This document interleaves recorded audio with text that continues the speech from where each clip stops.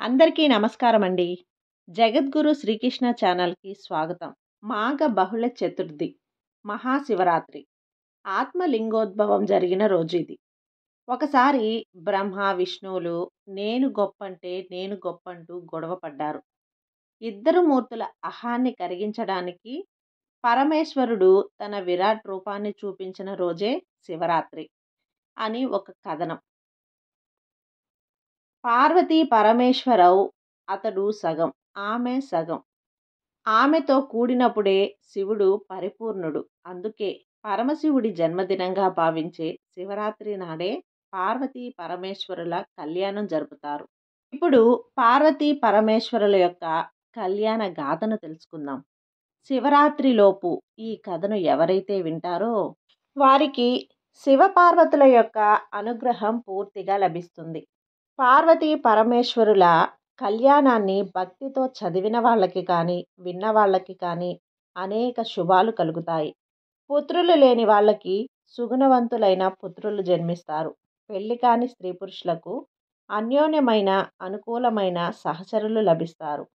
మన ప్రాచీన పురాణ ఇతిహాస ధర్మశాస్త్రాల్లో అన్ని కాలాలకు చెందిన స్త్రీ పురుషులందరికీ మేలును కలిగించే విశేషములైనటువంటి అంశాలెన్నో ఉన్నాయి. వాటిలో శివపార్వతుల కళ్యాణం. శివపార్వతుల కళ్యాణ కథ భక్తితో చదివిన స్త్రీ పురుషులకు ఎవరికైనా వెంటనే పెళ్లి జరిగి ఆ దంపతులకు గొప్ప సాహసవంతుడైన సుగుణవంతుడైన కొడుకు పుడతాడు. వాళ్ళ జంట ఏ విధములైన దుష్టగ్రహ దోషాలు కలగవు. ఇక పార్వతీదేవి కళ్యాణ కథను మొదలు పెడదాం. దక్ష ప్రజాపతి తన కుమార్తెలలో పెద్దదైన సతీదేవిని ఈశ్వరునికిచ్చి పెళ్లి చేశాడు. ఒకసారి ఈశ్వరునిపై కోపంతో సతీ పరమేశ్వరులను ఆహ్వానించకుండానే ఒక యజ్ఞాన్ని చేయటానికి సిద్ధపడ్డాడు. ఆ విషయం తెలుసుకుని సతీదేవి తన భర్త అనుమతితో దక్షుని యజ్ఞశాలకు వెళ్ళింది. అక్కడ దక్షుడు పరమశివుణ్ణి చాలా తీవ్రంగా దూషించాడు.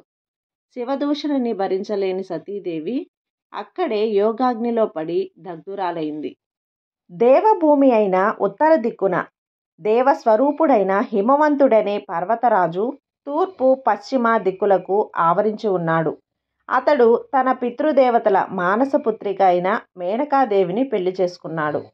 ఆ దంపతులకు సుగుణవంతుడైన కొడుకు పుట్టాడు. వానికి మైనాకుడు అని పేరు పెట్టాడు. తర్వాత యోగాగ్నిలో దగ్ధురాలైన సతీదేవి పరమశివుణ్ణే ధ్యానిస్తూ మేనకాదేవి గర్భంలో ప్రవేశించి మేనక హిమవంతుల కుమార్తెగా పుట్టింది. ఆమె గౌరవ వర్ణంలో ఉండటం చేత ఆమెకు గౌరీ అని పేరు పెట్టారు. పర్వతరాజు పుత్రిక అయినందువలన ఆమెను జనులందరూ కూడా పార్వతీదేవి అని పిలిచారు. పార్వతి శుక్లపక్ష చంద్రునిలా దినదిన ప్రవర్ధమానరాలైంది. కాలానుగుణంగా ఆమె యవ్వనవతి కూడా అయ్యింది. పరమశివుడు సతీదేవి వియోగాన్ని భరించలేక హిమవత్ పర్వతం చర్యలలో తీవ్రమైన తపస్సు చేయ ప్రారంభించాడు. ఆ విషయాన్ని తెలుసుకొని హిమవంతుడు పరివారంతో పాటుగా తన కుమార్తెను వెంట పెట్టుకొని ఈశ్వరునకు తపస్సు చేసే ప్రదేశానికి వెళ్ళి ఆయనకు పరిచర్యలు చేయమని స్వయంగా తన కుమార్తె అయిన పార్వతీదేవిని నియమించాడు. పార్వతీదేవి స్వయంగా భక్తితో పువ్వులు, సమిధలు, దర్భలు ఈశ్వరునకు సమకూర్చి ఆయన తపస్సుకి భంగం కలగకుండా పరిచర్య చేస్తున్నది. తారకాసురుడు పెడుతున్న బాధలను భరించలేక దేవతలందరూ కూడా దేవేంద్రునితో కలిసి బ్రహ్మదేవుని దగ్గరకు వెళ్తారు. బ్రహ్మ ప్రత్యక్షమై దీనంగా ఉన్న వాళ్లను చూశాడు. అప్పుడు దేవతలందరూ కూడా బ్రహ్మను గొప్పగా స్తుతించారు. బ్రహ్మదేవా, సృష్టికి ముందు ఒక్కడవే అయినా నీవు సత్వరజస్తమ గుణాలను మూడింటిని భుజించి వేదస్వరూపుడవైన నీకు నమస్కారములు. నీవు జలమునందుంచిన వీర్యము వలన చరాచరాత్మకమైన విశ్వము ఆవిర్భవించింది. అందుచేతనే నిన్ను ప్రపంచమునకు కారణుడవని చెబుతున్నారు. నీవే బ్రహ్మ, విష్ణు, మహేశ్వరులను సృష్టించి సృష్టి, స్థితి, సంహారములకు కారణుడవయ్యావు. స్త్రీ పురుషులను సృష్టించాలనే కోరికతో నీ దేహ భాగాలే తల్లిదండ్రులని చెబుతున్నారు. బ్రహ్మదేవా, నిన్ను నీవే సృష్టించుకుంటున్నావు. నిన్ను నీవే తెలుసుకుంటున్నావు. నీలో నీవే లయమవుతున్నావు. ఇతరుల ఆపేక్ష నీకు కొంచెం కూడా లేదు. నీవు ద్రవస్వరూపుడవు, కఠిన స్వరూపుడవు, స్థూలము, సూక్ష్మము, కార్యము, కారణము, అణువుల్లో అణువుగా, మహత్తులకు మహత్తుగా ఉంటున్నావు.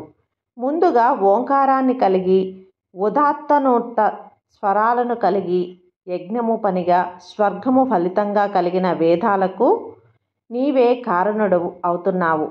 భోగ మోక్షాల రూపమైన నిన్ను ప్రకృతికి సాక్ష్యమైన పరమాత్మవు అని చెబుతున్నారు. నీవు పితృదేవతలకే తండ్రివి, దేవతలకు దేవుడవు, పరము కంటే పరమమైన వాడవు.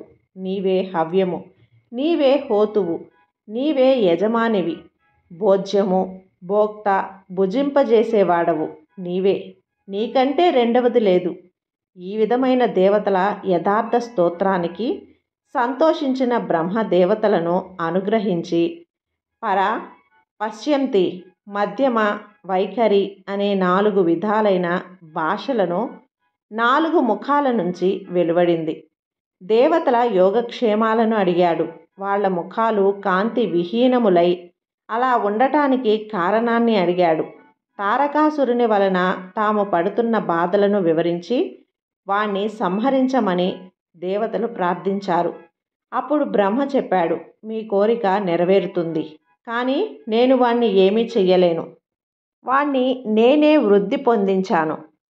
విషవృక్షాన్నైనా తానే పెంచి తానే నరుకుట తగినది కాదు కదా.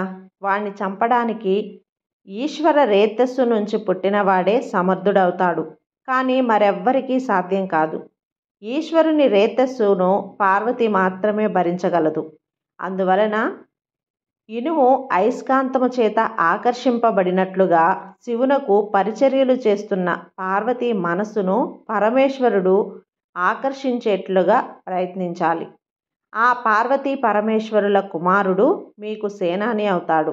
ఈ విధంగా చెప్పి బ్రహ్మ అంతర్ధానం చెందాడు. దేవతలు కూడా కార్యాన్ని చక్కబెట్టడానికి దేవలోకానికి వెళ్ళిపోయారు. అప్పుడు దేవేంద్రుడు పరమేశ్వరుని మనస్సును చెలింపచేయగలిగే శక్తి మన్మధుడుకు మాత్రమే ఉన్నదని ఆ విధంగా నిశ్చయించి మనసులో తలుచుకున్నాడు. వెంటనే మన్మధుడు స్త్రీల కనుబొమ్మల వంటి అందమైన ధనుస్సుని భుజంపై ధరించి లేత మామిడి మొగ్గను బాణంగా పట్టుకొని వసంతునితో కలిసి ఇంద్రుని ఎదుటకు వచ్చాడు. దేవేంద్రుడు మన్మధుణ్ణి చాలా గౌరవించి తన సింహాసనంపై కూర్చొండబెట్టుకొని, మిత్రమా, నాకు వజ్రాయుధము, నీవును 2 అస్త్రములు. వజ్రాయుధము తపశ్చారుల విషయంలో మందమైనది, నీవే నాకు అస్త్రము. సర్వకార్యములలోనూ సమర్థమైనది, కార్యసాధనమైనది నీ బలం నాకు తెలుసు. కావున నాతో సమానుడవైన నిన్ను దేవకార్య సాధనకై వినియోగిస్తున్నాను. తపస్సులో నిమగ్నుడైన ఉన్న పరమేశ్వరుణ్ణి పార్వతీ సేవిస్తున్నది. దేవతలను మిక్కిలిగా బాధించే తారకాసురుణ్ణి చంపగల ఈ శక్తి ఈశ్వర రేతస్సు నుంచి పుట్టినవానికే ఉన్నది. అందువలన ఈశ్వరుణ్ణి మనస్సును పార్వతిని ఆకర్షించేట్లుగా నీ బాణాన్ని ప్రయోగించు. ఈ పనిలో నీకు వసంతుడు సహాయపడతాడు. ఆ పని పార్వతీదేవి వలన కావలసినదే అయినప్పటికీ బీజమే అంకురము కారణమైనప్పటికీ ఉత్పత్తి కంటే ముందు నీరు ప్రధానమవుతుంది కదా. నీవీ పనికి ప్రధానుడవు. నీ బాణ ప్రయోగం లేకుండా పరమశివునకు పార్వతిని చూడాలనే ఆసక్తి కలగదు. దీనివలన నీకు కలిగే కీర్తిని గురించి నేను చెప్పనక్కర్లేదు. ఎందుకంటే యాచించే వాళ్ళు దేవతలు, పని 3 లోకాల వాళ్ళది. పని నీ బాణం చేత మాత్రమే సిద్ధిస్తుంది. నీ పరాక్రమం విచిత్రమైనది. ఈ విధములైన దేవేంద్రుణ్ణి ఆజ్ఞాపూర్వకములైన మాటలను విని మన్మధుడు తన భార్య అయిన రతీదేవి స్నేహితుడైన వసంతుడితో కలిసి శివుని తపోభూమికి వెళ్ళాడు. వసంతుడు ప్రకృతినంతను ఫలింపజేశాడు. అయినప్పటికీ కూడా నందీశ్వరుని ఆజ్ఞ వలన అడవి నిశ్చలమైపోయింది. దేవదారు చెట్టు మొదట అరుగుపై పులితోలు పరుచుకొని సమాధిలో కూర్చున్న మహేశ్వరుణ్ణి మన్మధుడు చూశాడు. ఆ ఈశ్వరుడు వీరాసనంలో ధ్యానం చేస్తున్నాడు. పాములతో జడలను పైకెత్తి కట్టుకున్నాడు. జపమాలను చేతిలో ధరించాడు. ప్రాణాయామం చేస్తూ ఉన్నాడు. అంతలో వనదేవతలైన చెలికత్తెలతో పువ్వులు మొదలైన వాటిని పట్టుకొని వస్తున్న పార్వతిని మన్మధుడు చూశాడు. పార్వతీదేవి పరమేశ్వరుని దగ్గరకు వచ్చింది. అదే సమయంలో ఈశ్వరుడు తన తేజస్సును సాక్షాత్కరింపజేసి సేవాభావంతో పార్వతి వచ్చిన విషయాన్ని చెప్పాడు. పార్వతీదేవి చెలికత్తెలు తాము తెచ్చిన పువ్వులను శివుని పాదాల దగ్గర పెట్టారు. పార్వతీదేవి కూడా తన జడలో ధరించిన పువ్వులు జారునట్లుగా వంగి నమస్కరించింది. అప్పుడు శివుడు ఆమెను సవతి పోరులేని ప్రియుణ్ణి భర్తగా పొందమని ఆశీర్వదించాడు. మన్మధుడు వాళ్ళిద్దరినీ దగ్గరగా చూశాడు. తాను పూల బాణాన్ని ప్రయోగించడానికి తగిన సమయం ఇదే అనుకుని నిశ్చయించుకొని తన వింటి నారిని ధరించాడు.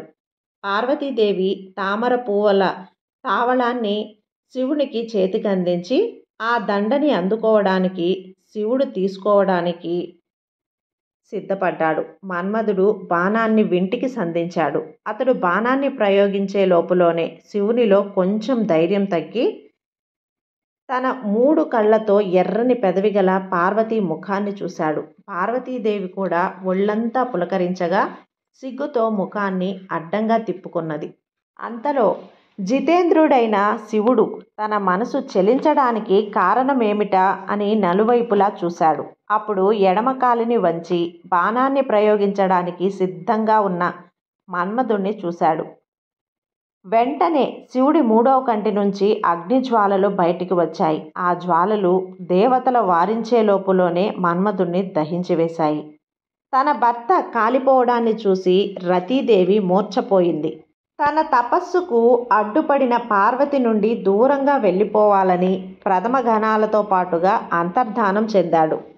పార్వతి తనకు చెలికత్తెల ఎదుట అవమానం జరిగిందని భావించి తన తండ్రి ఇంటికి వెళ్ళిపోయింది. తన కళ్ళ ఎదుటనే మన్మధుడు కాలిపోవటం చూసి పార్వతి శివునిచే తన కోరిక నెరవేరకపోవటాన్ని తలుచుకొని తన రూపాన్ని తానే నిందించుకున్నది. ప్రియుడు గుర్తించని అందము వ్యర్థమైనది కదా అని నిరాశపడింది. ఏ విధమైన దోషం లేని అందమైన శరీరాన్ని పొందడానికి తపస్సు చేయాలని నిశ్చయించుకున్నది. సగము శరీరాన్నిచ్చే భర్తను పొందడానికి తపస్సు మాత్రమే సాధనమని అనుకున్నది. తన కూతురు నిశ్చయాన్ని తెలుసుకున్న మేనాదేవి ఉమా అని పలికింది. తల్లి వద్దు, అంతచేతనే పార్వతిని ఉమాదేవి అని పిలుస్తారు.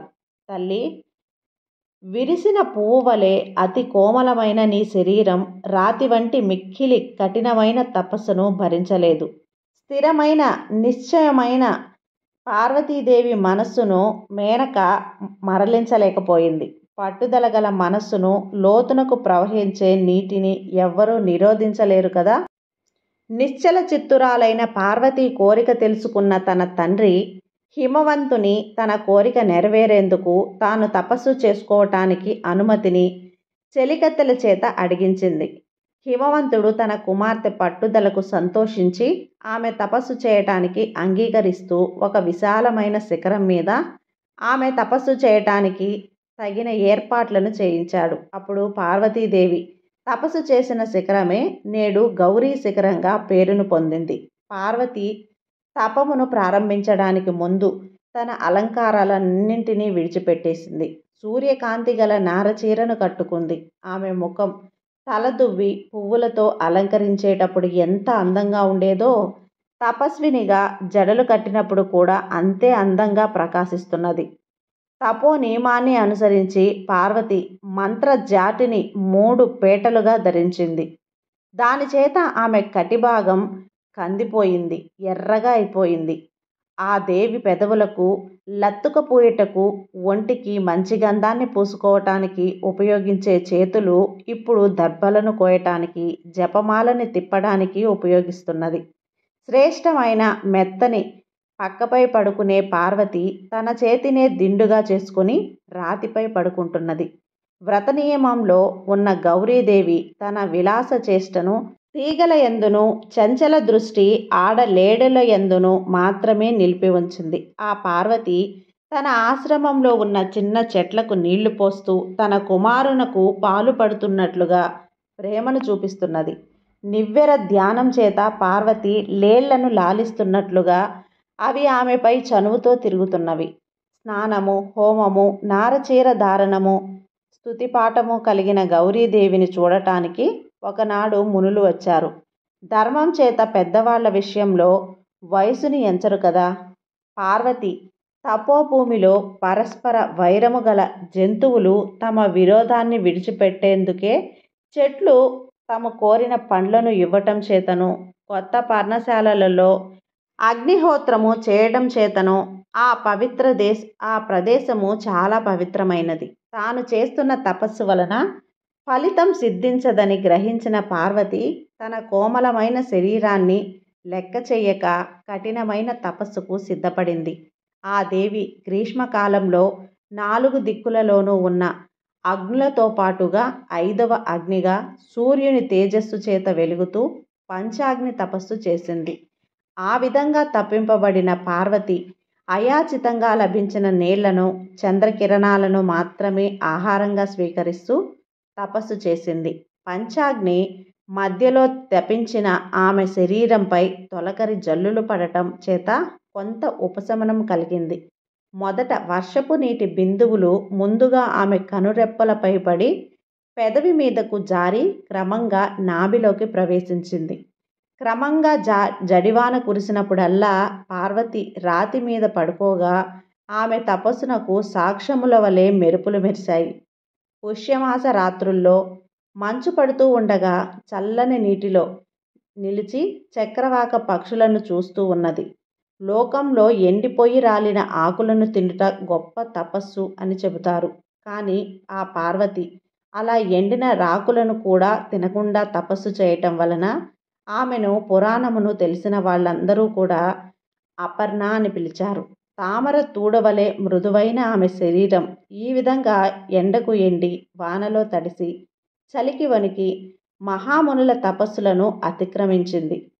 ఒకనాడు నల్లలేడి చర్మమును, మోదుగ దండాన్ని ధరించి నేర్పుతో మాట్లాడగలిగి బ్రహ్మ తేజస్సు చేత ప్రకాశిస్తూ మూర్తీభవించిన బ్రహ్మచర్య ఆశ్రమం వలె ఉన్న ఒక బ్రహ్మచారి పార్వతీదేవి తపోవనానికి వచ్చాడు. పార్వతీదేవి ఆయనకు ఎదురు వెళ్ళి గౌరవంగా సపర్యలను చేసి ఆశ్రమానికి తీసుకుని వచ్చింది. చిత్తస్థైర్యము కలవాళ్ళు సమానులైనప్పటికీ ఇతరులపై అధికమైన గౌరవాన్ని చూపిస్తారు. విధిపూర్వకంగా పార్వతీ చేసిన పూజా సత్కారాలను పొంది కొంతసేపు మార్గాశయము తీర్చుకోవాలననే నటించి ఉమాదేవిని ఏ విధమైన మనోవికారము లేకుండా చూస్తూ క్రమపద్ధతితో మాట్లాడడానికి పూనుకున్నాడు. హోమాది కర్మలకు సమిధలు, దర్భలు కష్టపడకుండా దొరుకుతున్నాయా? ఇక్కడి నీళ్లు నీకు స్నానానికి యోగ్యములై ఉన్నాయా? నీ శక్తిని అనుసరించే తపస్సు చేస్తున్నావు కదా. ఎందుకంటే ధర్మ సాధనలో శరీరమే మొదటిది కదా. నీవు నీళ్లు పోసి పెంచుతున్న ఈ తీగల చిగుళ్ళు బాగా పెరుగుతున్నాయా? నీ చంచలములైన చూపుల చేత లేళ్లు తమ జాతి దానివే అనే భ్రమతో నీ చుట్టూ తిరుగుతూ నీ చేతిలోని దర్పలను లాగినప్పుడు నీకు వాటిపై కోపం కలగటం లేదా? ఎందుకంటే తపస్సు చేసే వాళ్లకు కోపం కలగకూడదు పార్వతి. అందము పాపకార్యాన్ని చెయ్యనివ్వవు అనే మాట నీ యందు సత్యమై ఉన్నది. అందుచేతనే మునులందరూ నిన్నే అనుసరిస్తున్నారు. నీ తండ్రి అయిన హిమవంతుడు నిన్ను కుమార్తెగా పొందటం వలన పవిత్రుడైనట్లుగా మరి వేరే వాటి చేత పవిత్రుడు కావటం లేదు. నీవు త్రివర్గాలలో ధర్మాన్ని మాత్రమే అనుసరించడం వలన నేను ధర్మమే త్రివర్గాలలో గొప్పదని తెలుసుకుంటున్నాను. 7 మాటల చేత స్నేహం ఏర్పడుతుందని విద్వాంసులు చెబుతున్నారు. కావున సుందరి, నన్ను పరాయివాడిగా భావించకు.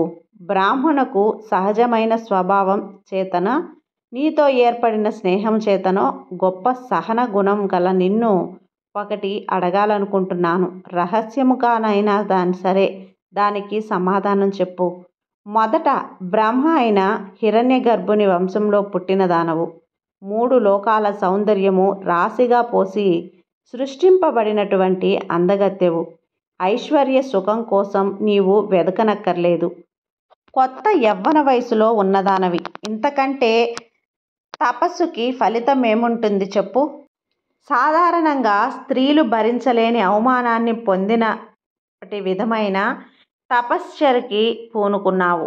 అటువంటి నీకు ఎన్నడూ జరగదు. ఎందుకంటే ఇతరులెవ్వరికీ లభించని విచారము లేని రూప సౌందర్యము గలదానివి. నీ తల్లిదండ్రుల వలన నీకెటువంటి అవమానము కలగదు. ఇక ఇతరుల వలన ఏ విధంగానూ అవమానం జరగదు. పాము పడగపై ఉన్న మణిని పొందటానికి ఎవడు సాహసించడు కదా. యవ్వనంలో ధరింపవలసిన ఆభరణాలను విడిచిపెట్టి ముసలితనంలో ధరింపవలసిన నారబట్టలను ఎందుకు ధరించావో చెప్పు? చంద్రుడు నక్షత్రాలతో కూడిన రాత్రి. ఈ సమయంలో సూర్యోదయానికి అర్హత ఏముంటుంది చెప్పు? స్వర్గాన్ని కోరి తపస్సు చేస్తున్న దానివైతే నీ శ్రమ వ్యర్థమే. ఎందుకంటే నీ తండ్రి నివాస భూములే దేవతా విహార స్థలాలు. లేదా వరుని గురించి తపస్సు చేస్తున్న దానివైతే ఇంకా తపస్సు చాలించు. రత్నాన్ని ధరించే వాళ్ళు వెతుక్కుంటూ ఉంటారు కానీ రత్నం తనను ధరించే వాళ్ళ కోసం వెతకదు కదా. నీ వేడి నిట్టూర్పు వలన నీవు వరుని కోసమే తపస్సు చేస్తున్నట్లుగా నా మనసులో సందేహం కలుగుతున్నది. నీవు వరింపదగిన వాడే ఉండడు. అయినా నీవు వరించినప్పటికీ లభించని వాడెవడుంటాడు చెప్పు? ఆహా, నిన్ను ఇంతగా కష్టపెడుతున్న ఆ యువకుడు ఎవడో గాని తన సౌందర్య గర్వంతో మోసపోయాడని నేను భావిస్తున్నాను. ఇటువంటి స్థితిలో నిన్ను చూసిన మనసున్న వాడెవ్వడికైనా మనసు మండుతుంది గౌరీ. ఎంతకాలం నీవిలా కష్టపడతావు? ఇంక నీ తపస్సు చాలించు. నేను కూడా తపస్సు చేసిన వాడినే. కావాలంటే నా తపస్సులో సగభాగాన్ని నీకు ఇస్తాను. దానివలన నీవు కోరిన ప్రియుణ్ణి పొందవచ్చు. అతడెవడో నాకు చెప్పు అని ఈ విధంగా బ్రహ్మచారి అయిన బ్రాహ్మణుడు అడగ్గా సిగ్గుతో తాను చెప్పలేక పక్కనున్న తన చెలికెత్త వైపు క్రీగంటితో సైగ చేసింది. అప్పుడు పార్వతి చెలికత్తె బ్రహ్మచారితో చెప్పింది, విద్వాంసుడా, మా పార్వతి గురించి తెలుసుకోవాలని నీకు కుతూహలంగా ఉన్నది. చెబుతాను విను. ఈమెను దేవేంద్రుడు మొదలైన సంపన్నులైన నలుదిక్పాలకులకు పెళ్లి చేసుకోవటానికి సిద్ధపడ్డప్పటికీ వాళ్ళని తిరస్కరించి రూపం చేత జయింప శక్యం కానివాడు, మన్మధుణ్ణి జయించినవాడు అయిన మహేశ్వరుణ్ణి భర్తగా పొందదలిచి తపస్సు చేస్తున్నది. పూర్వం మన్మధుడు ప్రయోగించిన బాణాన్ని ఈశ్వరుడు అహంకారంతో కోపించి అది వెనక్కి వచ్చి ఆ పార్వతీ గుండెల్లో గాఢంగా నాటుకున్నది. అప్పటి నుండి తండ్రి ఇంట మదనావస్థను పొందిన పార్వతి నుదిరిపై చందనాన్ని పూసుకున్నప్పటికీ ఒక్కనాడు కూడా ఉపశమనాన్ని పొందలేదు.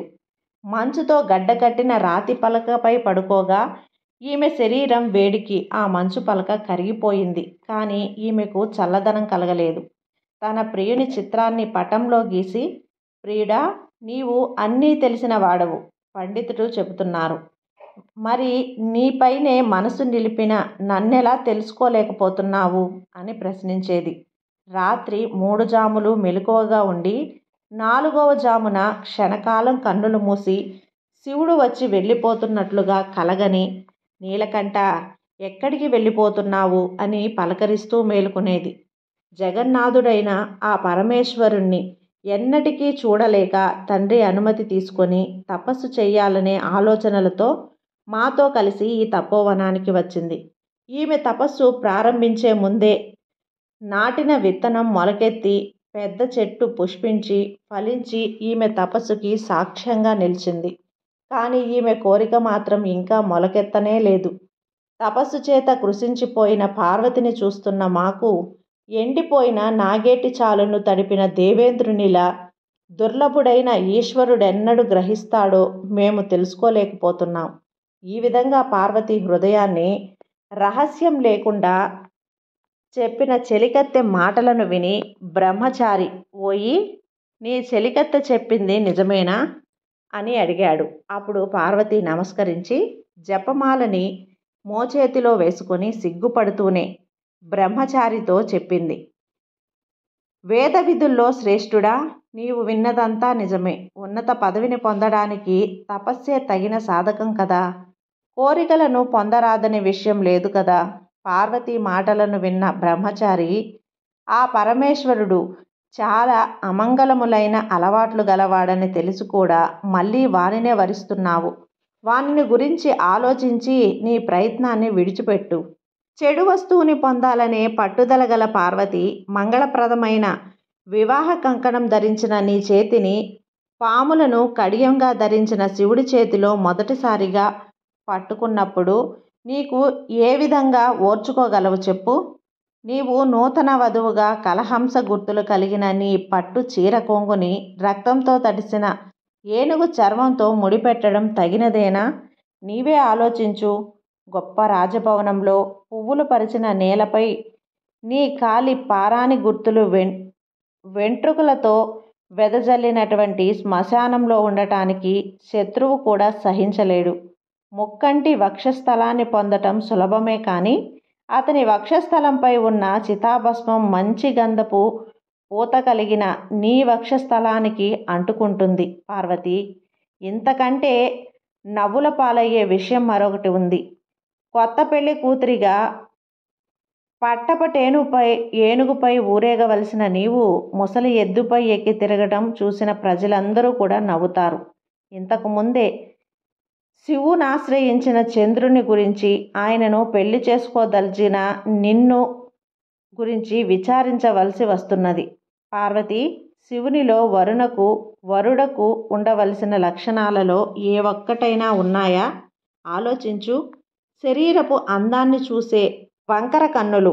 పుట్టుక ఎటువంటిదో ఎవ్వరికీ తెలియదు. దిబంగరత్వమే ఆయన సంపదని తెలియజేస్తున్నది. అందువలన ఈశ్వరుణ్ణి పెళ్లి చేసుకోవాలనే ఆలోచన విడిచిపెట్టు.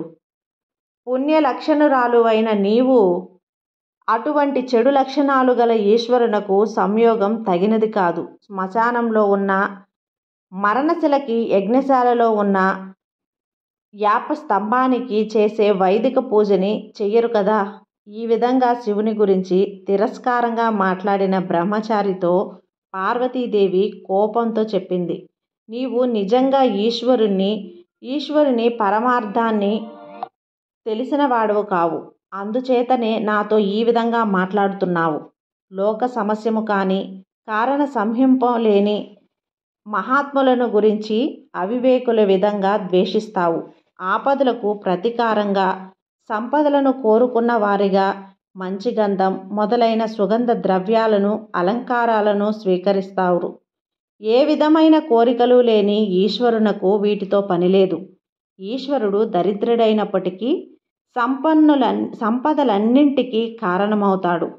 శ్మశాన నివాసి అయినప్పటికీ 3 లోకాలకు అధిపతి అవుతున్నాడు.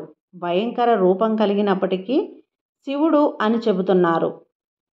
శివుని నిజతత్వాన్ని ఎవ్వరూ ఎరుగరు. శివుడు ఆభరణాలను ధరిస్తాడు, పాములను ధరిస్తాడు, ఏనుగు చర్మాన్ని ధరిస్తాడు, పట్టు బట్టని ధరిస్తాడు, పట్టెను పట్టుకుంటాడు, బాలచంద్రుణ్ణి ధరిస్తాడు. విశ్వమూర్తి అయిన శివుని శరీరము ఇలా ఉంటుందని నిర్ధారణ చేయలేనిది. శివుని శరీర స్పర్శ చేత చితాభస్మం పరిశుద్ధిని కలిగిస్తుంది. కావుననే ఆయనని తాండవం చేసేటప్పుడు రాలిన భస్మాన్ని తలపై ధరించడానికి దేవతలు తన కిరీటాలకు పూసుకుంటున్నారు. మదపటేనుగుపై ఊరేగుతూ వచ్చే దేవేంద్రుడు ఎద్దుపై ఎక్కి వచ్చే శివుణ్ణి చూసి ఏనుగు దిగి శివుని పాదాలకు తన శిరస్సుతో నమస్కరిస్తున్నాడు. ఓయి బ్రాహ్మణ, నష్ట స్వభావం చేత శివునిలో అన్ని దోషాలనే చెప్పబోయి ఒక్కటి మాత్రం నిజమే చెప్పావు. స్వయంభుడైన బ్రహ్మ, ఆయన పుట్టుకకు కారకుడైన పరమశివుణ్ణి పుట్టుకకు తెలుసుకోవటం ఎవ్వరికీ సాధ్యం కాదు.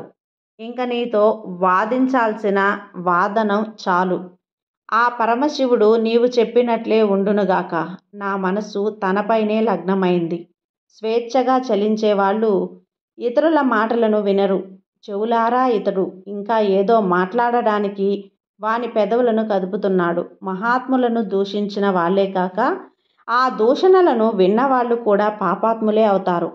వీనిని నివారించండి, లేదా నేనే ఇక్కడి నుంచి వెళ్ళిపోతాను అని చెప్పి పార్వతి అక్కడి నుంచి లేచినప్పుడు ఆమె పైట జారింది. అప్పుడు ఈశ్వరుడు నిజరూపంతో ఆమె పైట కొంగును పట్టుకున్నాడు. ఆమె వెనక్కి తిరిగి చూసి ఒళ్ళంతా చెమటలతో తడవగా వణుకుతున్నదై ముందుకు వెళ్ళటానికి ఎత్తిన కాలిని ఎత్తినట్లే ఉంది. ప్రవాహానికి కొండ అడ్డుపడినట్లుగా నదిలా ఒక పర్వత పుత్రిక ముందుకు వెళ్ళడానికి ఎత్తిన కాలిని ఎత్తినట్లే ఉంచి, ప్రవాహానికి కొండ అడ్డుపడిన నదిలా పర్వతపుత్రిక ముందుకు వెళ్ళలేక అక్కడ నిలవలేక బొమ్మలా ఉండిపోయింది. అప్పుడు ఈశ్వరుడు, సుందరాంగి, నీ తపస్సు చేత నన్ను నీవు కొన్నావు. నేటి నుంచి నేను నీ పాదసేవకుడను అని చెప్పాడు. ఆ మాటలకు విని పార్వతీదేవి తాను తపస్సు వలన పొందిన కష్టాన్ని మర్చిపోయింది. కష్టం ఫలించగానే తిరిగి కొత్త శక్తి పుడుతుంది. తన తండ్రి కన్యాదానం చేయగా తనను భార్యగా స్వీకరింపమని పార్వతి తన చెలికత్తె చేత శివునకు చెప్పించింది. పార్వతీ మాటలకు శివుడు అంగీకరించి సప్త మహర్షులను స్మరించాడు. తపస్సు చేత తేజోవంతుడైన సప్త మహర్షులు అరుంధతీదేవితో కలిసి నలువైపులా ప్రకాశింపజేస్తూ శివుని దగ్గరకు వచ్చారు. ఆ మహర్షులు ముత్యాల జంధ్యాలను ధరించి, బంగారపు నార వస్త్రాలను కట్టుకొని, రత్నాల జపమాలను చేతుల్లో పట్టుకొని విరాజిల్లుతూ ఉన్నారు. సూర్యుడు తన గుర్రాలను కిందికి దింపి తన రథానికి ఉన్న జెండాను వంచి సప్త మహర్షులకు, అరుంధతికి నమస్కరించాడు. ప్రళయకాలంలో లోకాలన్నీ నశింపజేయటానికి శ్రీ మహావిష్ణువు ఆది వరాహ రూపంలో భూదేవితో పాటుగా ఈ మహర్షులను కూడా తన కోరలతో పైకెత్తి పట్టుకున్నాడు. ప్రపంచ కారణుడైన బ్రహ్మ తర్వాత మిగిలిన సృష్టి చేయటం వలన ప్రాచీనులైన కృష్ణ ద్వైవపానాదులకు శ్రీ మహర్షులను ప్రాచీనులై బ్రహ్మలని స్తుతించాడు. జన్మాంతర ఫలితాలను అనుభవిస్తున్నప్పటికీ ఆ మహర్షులు ఇంకా తపస్సును చేస్తూనే ఉన్నారు. అటువంటి మహర్షుల మధ్యన తన భర్తనే చూస్తూ వస్తున్న అరుంధతీదేవి ఆ ఋషుల తప ఫలితాన్ని సిద్ధింపచేసే దేవతలా ప్రకాశిస్తున్నది. శివుడు ఆ మహర్షులందరినీ కూడా సమాన భావంతోనే గౌరవించాడు. పరమశివునకు అరుంధతిని చూడగానే తాను కూడా భార్యను పొందాలనే కోరిక ఎక్కువైంది. పతివ్రతలైన భార్యలే ధర్మ సాధనకు మూలమైన వాళ్ళు. శివునకు భార్యను పొందాలనే కోరిక కలగగా మన్మధునకు ఉపశమనం కలిగింది.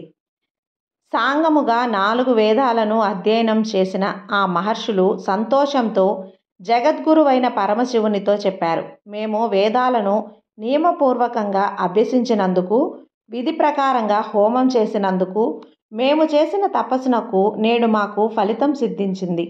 జగత్ప్రభు అయిన నీవు మమ్మల్ని స్మరించడం వలన మా కోరిక సిద్ధించింది. నిన్ను మనసులో కలిగిన వాడే పూజ్యనైనప్పుడు నీ మనసులో ఉన్నవాళ్ళు పూజ్యుల్లో శ్రేష్ఠులవుతున్నారు. ముందే మేము సూర్యచంద్రుల కంటే ఉత్తమమైన స్థానాన్ని పొంది ఉన్నాము. ఇప్పుడు నీవు మమ్మల్ని స్మరించడం వలన ఇంకా ఉన్నతమైన స్థానాన్ని పొందిన వాళ్ళమయ్యాము. గొప్పవారి ఆదరణ, తమ గుణాలతో విశ్వాసము, మేము నీకు ఇచ్చే గౌరవాన్ని పొంది మేము గొప్పవాళ్ళంగా అయ్యాము. మేము గొప్పవాళ్ళమనే మేము భావించుకుంటున్నాము. నీవు మమ్మల్ని స్మరించినందువలన వచ్చిన సంతోషాన్ని నీకు చెప్పము. విరూపాక్ష, అంతర్యామి అయిన నీకు మేము ఏం చేయగలము? నిన్ను మేము స్వయంగా చూస్తున్నప్పటికీ కూడా నీ యథార్థ తత్వాన్ని మేము గ్రహించలేము. బుద్ధులకు అతీతుడవైన నీ ఆత్మస్వరూపాన్ని మాకు చెప్పు. సృష్టి, స్థితి, సంహారాలతో ఈ రూపం దేనికి సంబంధించింది? సరే, నీ స్వరూప విషయాన్ని అలా ఉంచు. ప్రభు, నీవు స్మరించగా వచ్చిన మేము చెయ్యదగిన కార్యాన్ని ఆదేశించండి. అప్పుడు ఈశ్వరుడు చెప్పాడు, ఏ విధమైన కారణమైనను నాకు స్వార్థము కోసము కాదని మీరు గుర్తుంచుకోవాలి. నేను 8 మూర్తులలో ఈ స్వరూపాన్ని పొందా. మీకు అది తెలిసిందే కదా. అటువంటి నేను వర్షం కోసం దేవేంద్రుణ్ణి ప్రార్థించిన చాతక పక్షిలా దేవతలు శత్రువువైన తారకాసురుణ్ణి సంహరించడానికి సంతానాన్ని పొందమని నన్ను ప్రార్థించారు. అందువలన యజమాని హోమాగ్నిని సృష్టించడానికి చక్రకర్రని కోరినట్లుగా పార్వతీదేవి యందు నేను పుత్ర సంతానాన్ని పొందాలనుకుంటున్నాను. మీరు హిమవంతుని దగ్గరకు వెళ్ళి నాకు పార్వతిని ఇచ్చి పెళ్లి చేయవలసిందిగా కోరండి. పెద్దలు కుదిర్చిన సంబంధములకు విరోధాలుండవు. మహోన్నతుడు, స్థిరమైనవాడు, భూభారాన్ని వహిస్తున్న హిమవంతుడు చాలా పూజనీయుడు. వానితో సంబంధం ధనము నాకు శ్రేష్టమైనది.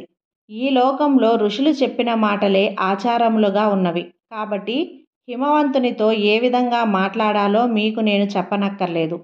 పూజ్యురాలైన అరుంధతీదేవిని కూడా అక్కడ కార్యాన్ని నిర్వహిస్తున్నది. సాధారణంగా వివాహ విషయాలలో స్త్రీలే సమర్థులై ఉంటారు. అందువలన మీరు వెంటనే కార్యసిద్ధికై ఔషధీప్రస్థ పురానికి వెళ్ళండి. మళ్ళీ మనమి మహోకోశ తీరంలోనే కలుసుకుందాం.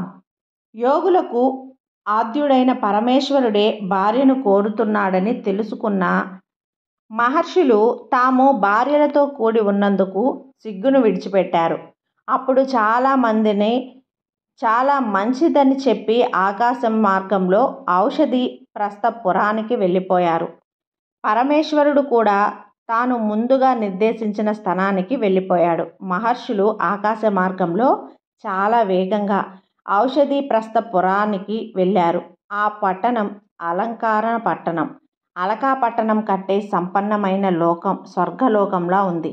మహర్షులారా, పట్టణాన్ని చూసి స్వర్గం కోసం చేసే పుణ్యకారాలు మోసములని భావించారు. ద్వారపాలకులు ఆ మహర్షులను చూస్తూ ఉండగానే వాళ్ళ హిమవంతుణ్ణి మందిరానికి తీసుకుపోయాడు. హిమవంతుడు పూజా ద్రవ్యాలతో మహర్షులను ఎదురెళ్ళి స్వాగతించాడు. స్వయంగా మహర్షులను సత్కరించిన తర్వాత హిమవంతుడు తానే అంతఃపురానికి తీసుకుని వెళ్ళాడు.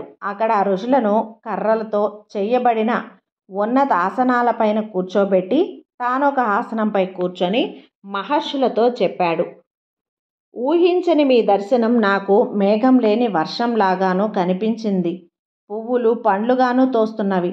మీ అనుగ్రహం వలన నేను మూర్ఖుడను జ్ఞానిని అయ్యాను. ఇనుము బంగారమైనట్లుగా, భూమి నుంచి స్వర్గానికి వెళ్ళినట్లుగా భావిస్తున్నాను. సత్పురుషులు నివసించిన ప్రాంతాన్ని తీర్థమని చెబుతారు. కాబట్టి నేను ఈనాటి నుండి ప్రాణులను పవిత్రులుగా చేయగల వాడనని భావిస్తున్నాను. బ్రాహ్మణోత్తరములారా, నా శిరసుపై గంగ పడటం చేత పరిశుద్ధములైన మీ పాద జలం చేతను నేను పరిశుద్ధుడయ్యానని భావిస్తున్నాను. ఓ మునులారా, జంగమ స్థావరాత్మకమైన 2 శరీరాలను కలిగినప్పటికీ 2 విధాలుగా నా శరీరం పవిత్రమైనది. స్థావరాత్మకమైన దేహం మహర్షుల పాదధూళి చేతను, జంగమాత్మకమైన దేహం మహర్షుల కార్యాన్ని సిద్ధింపచేయటం చేతను అనుగ్రహింపబడినది. నా శరీర అవయవాలు దిక్కులకు వ్యాపించినప్పటికీ అవి మహర్షుల రాక వలన కలిగే సంతోషాన్ని భరింపలేకపోతున్నాయి. తేజోరూపులైన మీ దర్శనం వలన నాలో ఉన్న రజోగుణము, తపోగుణము 2 నశించాయి. నేను మీకు ఏం చెయ్యవలసిందిగా పని లేదు. ఏదైనా ఉంటే నన్ను పరిశుద్ధుణ్ణి చేయటానికి మీరు వచ్చినట్లుగా భావిస్తున్నాను. మీ కోరికలు లేకపోయినప్పటికీ మాకు ఏవైనా ఆదేశించండి. ప్రభువులు ఆజ్ఞాపించడమే అనుగ్రహించడం అవుతుంది. ఇదిగో ఈమె నా భార్య, ఈమె నా కూతురు. మీకు ఏ కార్యము ఎవరెవరి వలన జరగాలో ఆదేశించండి. బంగారము మొదలైన సంపదలకు లెక్కలేదు. ఈ విధంగా పలికిన హిమవంతుని మాటలు గుహలలో ప్రతిధ్వనించగా స్పష్టములయ్యాయి. అప్పుడు చెయ్యవలసిన విషయాన్ని చక్కగా చెప్పడంతో నేర్పరి అయిన అంగీరసుని మాట్లాడమని ప్రేరేపించారు. అంగీరసుడు హిమవంతునితో చెప్పాడు, నీవు కోరిన దానివి ఇవ్వడానికి చాలా సమర్థుడవు. ఇంతకంటే గొప్ప నాటిది ఇంకేమివ్వగలవు? నీ శిఖరంలాగానే నీ మనసు కూడా చాలా ఉన్నతమైనది. నిన్ను స్వార్థస్వరూపుడవైన విష్ణువు అని చెబుతున్నారు. అది యుక్తమే. చరాచర ప్రాణకోటికి నీ గర్వము నిలయంగా ఉంది. రసాతల పర్యంతము నీవు భరించలేని శేషుడు తామర తూండ్ల వలె మృదువైన తన పడగలతో భరించలేడు. ఎడతెగక సముద్రాల చివరి వరకు వ్యాపించిన నీ కీర్తులను జీవనదులై ప్రవహిస్తూ సముద్రంలో కలిసే నదులను పవిత్రములవటం చేత లోకములందరి పవిత్రతలను చేస్తున్నాయి. గంగానది విష్ణుపాదం నుంచి పుట్టడం వలన కొనియాడబడుతూ ఉన్నట్లుగా నీ శిరస్సుపై పడి అలాగే కీర్తింపబడుతూ ఉన్నది.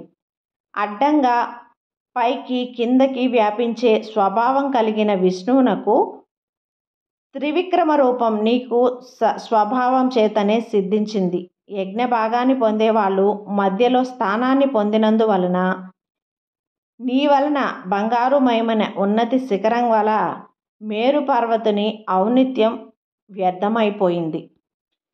నీలో కఠినత్వాన్ని అంతను స్థావర రూపమైన శరీరంలోనే ఉంది, కానీ నీ జంగమ రూప శరీరము మాత్రము సజ్జనులను ఆరాధించడంలో వినయవంతమైనది. అందువలన మేము వచ్చిన కారణాన్ని విను. ఆ పని నీదే. కళ్యాణముల బోధనల వలన ఈ విషయంలో కొంత భాగాన్ని మేం కూడా పొందుతున్నాము. గుణములతో కూడిన ఇతర పురుషులను తాకిన గొప్పదైన ఈశ్వర శబ్దము అర్ధచంద్రుణ్ణి ధరించి ఉంది. పరస్పర సామర్థ్యముల గల భూమిపై మొదలైన అష్టమూర్తుల చేత ఈ విశ్వము గుర్రముల చేత మార్గములలో బండి భరిస్తున్నట్లుగా బాధింపబడుతున్నది. తత్వవేత్తలు తమ దేహాల్లోనే వెదుగుతారు. విద్వాంసులు జన్మరహితమైన స్థానము కలవానిగా చెబుతారు. అటువంటి విశ్వకర్మలకు సాక్షి అయిన మహేశ్వరుడు మా ద్వారా నీ కుమార్తెను కోరుతున్నాడు. శబ్దముతో అర్థము వలె నీ కుమార్తెను ఆయనకు ఇవ్వడానికి యోగ్యమైనది. మంచి భర్త చేతిలో ఉంచిన కన్య మాత్రమే తండ్రికి దుఃఖాన్ని కలిగించదు. చరాచరమైన ప్రాణ సమూహమంతము కూడా తండ్రి అయిన పరమశివుని పెళ్లి చేసుకోవటం వలన నీ కుమార్తె జగన్మాత అవుతుంది. దేవతలందరూ కూడా నీలకంఠుడకు నమస్కరించిన తర్వాత ఆయన భార్య అవటం వలన నీ కుమార్తె పాదాలకు నమస్కరిస్తారు. పర్వతరాజా, ఉమాదేవిని వధువు, నీవు దాతవు, అడిగేవాళ్ళము ఈ మేము. వరుడు సాక్షాత్తు పరమేశ్వరుడు. ఇది నీ వంశాభివృద్ధికి చాలును కదా. ఇతరులను స్తుతించక, ఇతరులచే స్తుతింపబడక, ఇతరులకు నమస్కరించక, తాను ఇతరులచే నమస్కరింపబడ్డవాడు అయిన పరమేశ్వరుణ్ణి నీ కుమార్తె ద్వారా వధువు అవటం చేత నీవు గురువునకే గురువవుతావు. ఈ విధంగా దేవర్షి చెప్తుండగా తండ్రి పక్కన కూర్చొని తల వంచుకున్న లీలా విలాసముగా పార్వతీదేవి పద్మపు రేఖలను లెక్క పెడుతూ ఉన్నది.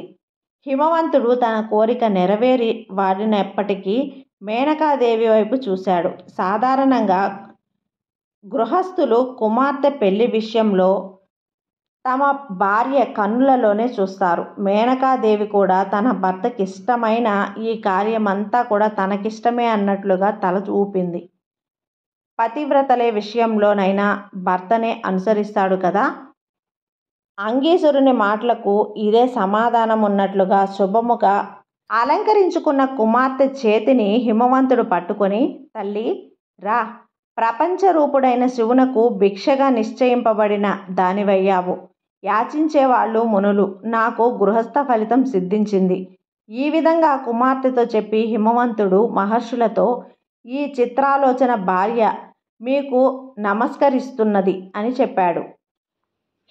మహర్షులు హిమవంతుని మాటలకు సంతోషించి పార్వతీదేవికి వెంటనే ఫలించే ఆశీర్వచనాలను పలికారు. అరుంధతీదేవి సిగ్గుపడుతున్న పార్వతిని తన తొడలపై కూర్చుండబెట్టుకున్నది.